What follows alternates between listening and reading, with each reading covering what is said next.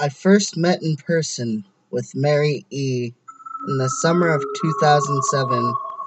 I had arranged with her husband of 15 years, Terrence, to see her for an interview. Mary had initially agreed, since I was not a newsman, but rather an amateur writer gathering information for a few early college assignments, and, if all went according to plan, some pieces of fiction. We scheduled the interview for a particular weekend when I was in Chicago on an unrelated business. But at the last moment, Mary changed her mind and locked herself in the couple's bedroom, refusing to meet with me. For half an hour, I sat with Terrence as we camped outside the bedroom door, I listening and taking notes while he attempted fruitlessly to calm his wife. The things, Mary said, made little sense, but fit into the pattern I was expecting. Though I could not see her, I could tell from her voice that she was crying, and more often than not, her objections to speaking with me centered around an incoherent diatribe on her dreams, her nightmares. Terrence apologized profusely when we ceased the exercise, and I did my best to take it all in stride.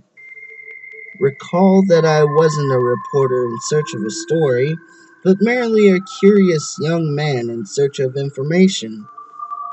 Besides, I thought at the time I could perhaps find another similar case if I put my mind and resources to it.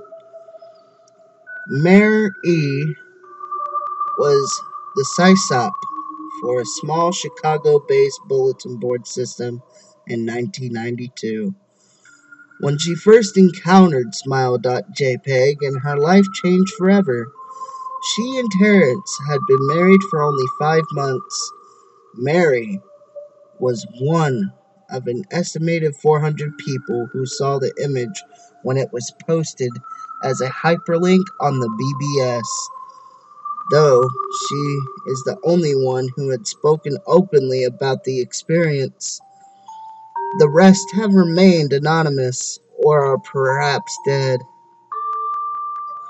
In 2005, when I was only in 10th grade, Smile.jpg was the first brought to my attention by my burgeoning interest in web-based phenomena. Mary was the most often cited victim of what was sometimes referred to as Smile Dog. The being Smile.jpg is reputed to display. What caught my interest, other than the obvious macabre of elements of the cyber legend and my proclivity towards such things, was the sheer lack of information. I usually pointed that people don't believe it even exists other than as a rumor or hoax.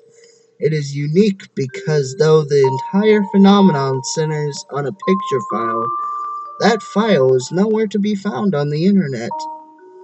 Certainly, many photo-manipulated simulacra litter the web, showing up with the most frequency on sites such as the image board 4chan, particularly the X-focused paranormal subboard.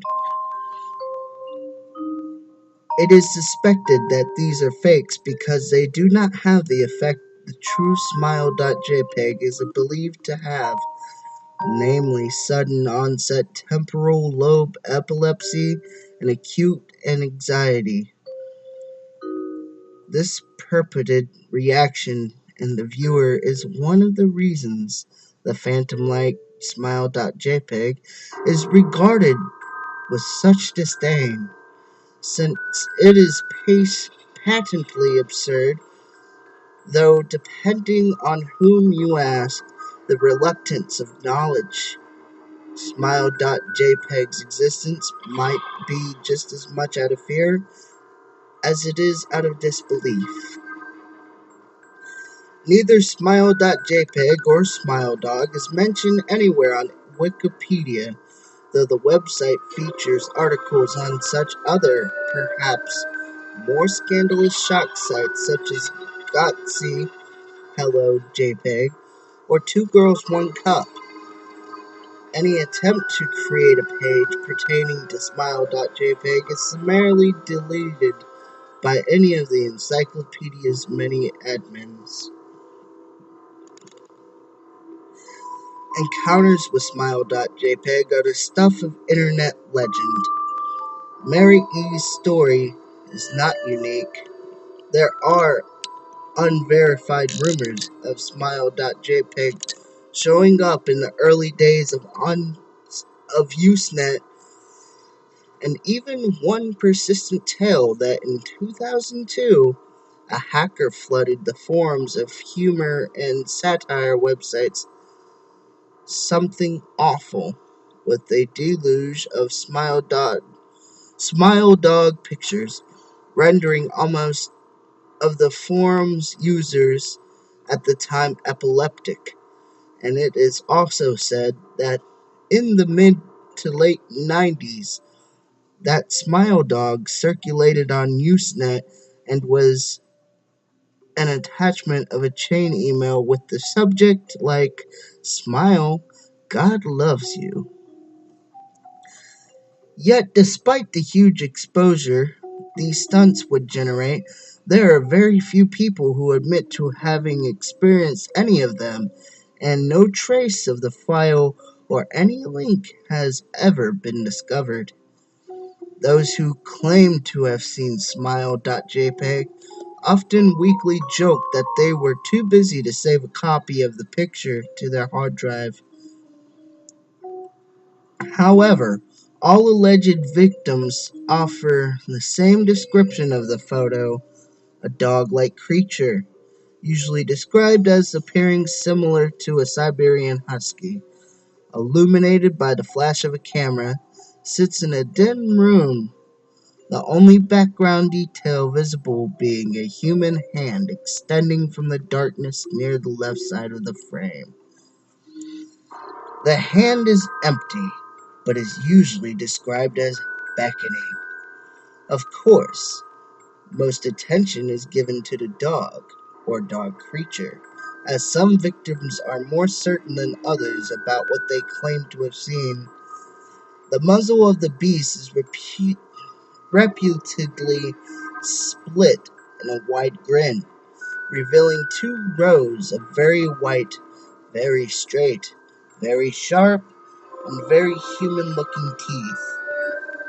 This is, of course, not a description given immediately after viewing the picture, but rather a recollection of victims who claim to have seen the picture endlessly, repeated in their mind's eye during the time they are in reality having epileptic fits. These fits are reported to continue indeterminably, often while the victims sleep, resulting in very vivid and disturbing nightmares. These may be treated with medication, though in some cases it is more effective than others. Mary E., I assumed, was not an effective medication. That was why, after my visit to her apartment in 2007, I sent out feelers to several folklore and urban legend-oriented news group websites and mailing lists, hoping to find the name of a supposed victim of Smile.jpg who felt more interested in talking about their experiences. For a time, nothing happened, and at length I forgot completely about my pursuits, since I had begun my freshman year of college and was quite busy. Mary contacted me via email, however, near the beginning of March 2008. Dear Mr. L, I am incredibly sorry about my behavior last summer when you came to interview me. I hope you understand that it was no fault of yours, but rather my own problems that led me out to act as I did. I realized that I could have handled the situation more decorously. However, I hope you will forgive me. At the time, I was afraid. You see, for 15 years I have been haunted by Smile.jpg. Smile Dog comes to me in my sleep every night. I know that sounds silly, but it's true. There is an ineffable quality about my dreams, my nightmares, that makes them completely unlike any real dreams I have ever had. I do not move and do not speak. I simply look ahead, and the only thing ahead of me is the scene from that horrible picture. I see the beckoning hand, and I see Smile Dog. It talks to me. I thought for a long time about my options. I could show it to a stranger, a coworker. I could even show it to Terrence, as much as the idea disgusted me. And what would happen then? Well, if Smile Dog kept its word, I could sleep. Yet if it lied, what would I do? And who was to say something worse would not come for me if I did as the creature asked? So, I did nothing for 15 years, though I kept the diskette hidden amongst my things. Every night for 15 years, Smile Dog has come to me in my sleep and demanded that I spread the word. For 15 years I have stood strong, though there have been hard times. Many of my fellow victims on the BBS board where I first encountered Smile Dog stopped posting. I heard some of them committed suicide. Others remained completely silent, simply disappearing off the face of the web. They are the ones I worry about the most. I sincerely hope you will forgive me, Mr. L. But last summer, when you contacted me and my husband about an interview, I was near the breaking point. I did not care if Smile Dog was lying or not. I wanted it to end. You were a stranger, someone I had no connection with, and I thought I would not feel sorrow when you took the diskette as part of your research and sealed your fate. Before you arrived, I realized what I was doing. I was plotting to ruin your life. I could not stand the thought, and in fact, I still cannot. I am ashamed, Mr. L, and I hope that this warning will dissuade you from further investigation of Smile.jpg. You may in time encounter someone who is not, if not weaker than I, then wholly more depraved. Someone who will not hesitate to follow Smile Dog's orders. Stop while you are still whole. Sincerely, Mary E. Terrence contacted me later that month with the news that his wife had killed herself while cleaning up the various things she'd left behind, closing email accounts and the like. He happened upon the above message. He was a man in shambles. He wept as he told me to listen to his wife's advice. He found the diskette. He revealed and burned it with until it was nothing but a stinking pile of blackened plastic. The part that most disturbed him, however, was how the diskette had hissed as it melted, like some sort of animal, he said.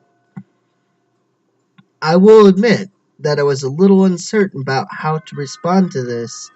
At first I thought perhaps it was a joke, with the couple belatedly playing with this situation in order to get a rise out of me, but a quick check of several Chicago newspapers' online obituaries, however, proved that Mary E. was indeed dead. There was, of course, no mention of suicide in the article. I decided that, for at least a time, I would not further pursue the subject of Smile.jpg, especially since I had finals coming up at the end of May. But the world has odd ways of testing up. Almost a full year after I'd returned from my disastrous interview with Mary E., I received another email. Hello. I found your email address through a mailing list. Your profile said you were interested in Smile Dog. I have saw it. It is most, if not as bad as everyone says. I have sent it to. Wait, that's not right. I have saw it. It is not as bad as everyone says. I have sent it to you here. Just spreading the word. The final line chilled me to the bone. According to my email client, there was one file attachment called Naturally Smile.jpg. I considered downloading it for some time. It was most likely a fake, I imagined, and even if it weren't, I was never wholly convinced of Smile.jpg's particular powers. Mary E.'s account had shaken me, yes, but she was probably mentally unbalanced anyway. After all, how could a single image do what Smile.jpg was said to accomplish? What sort of creature was it that could break one's mind with only the power of the eye? And if such things were patently absurd, then why did the legend exist at all? If I downloaded the image, if I looked at it, and if Mary turned out to be correct, if Smile Dog came to me in my dreams demanding that I spread the word, what would I do? Would I live in life as Mary had, fighting against the urge to give in until I died? Or would I simply spread the word, eager to be put to rest? And if I chose the latter route, how could I do it? Whom would I burden in return? If I went through with my earlier intention to write a short article about Smile.jpg, I decided I could attach it as evidence, and anyone who read the article, anyone who took interest, would be affected. And, even assuming the Smile.jpg attached to the email was genuine, would I be capricious enough to save myself in that manner?